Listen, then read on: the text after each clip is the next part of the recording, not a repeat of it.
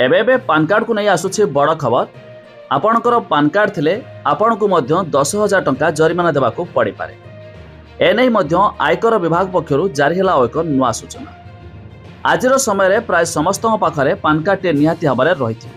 हेले PAN card संबंधी ए सूचना मध्य आपण भी जानि रखिबा निहाती जरूरी, नचेत आपणकु मध्य लागि पारे 10,000 टंकार जरिमाना।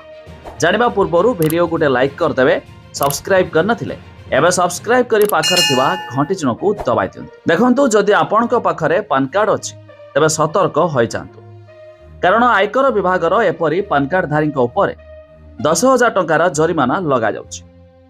जो मानक कार्ड इनएक्टिव होइछि, जदि आपण पान कार्ड इनएक्टिव होइछि तबे आपणकु मध्य एही असुविधा भोगिबाको पड़िबो। जदि आपणक पान कार्ड आधार कार्ड सह लिंक होई नाही, यह डीएक्टिव होइछि। ता छडा जदि आपणकर डुप्लिकेट पान कार्ड रखिचंती, एमिति कि 2 थर आवेदन करिबारे मध्य कार्ड को इनएक्टिव करि दिया जाय थाए, तबे से क्षेत्र रे आपणकु मध्य 10,000 टंकार जरिमाना लागि पारे।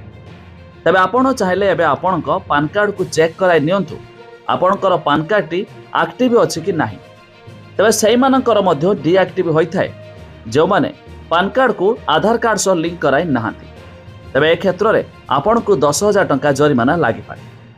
तबे अनेक किछि हिताधिकारी अछंती जो मानकर 1 रु अधिक पान कार्ड अछि, तबे से क्षेत्र रे भी आपणकु 10,000 टंका जरिमाना लागि पारे।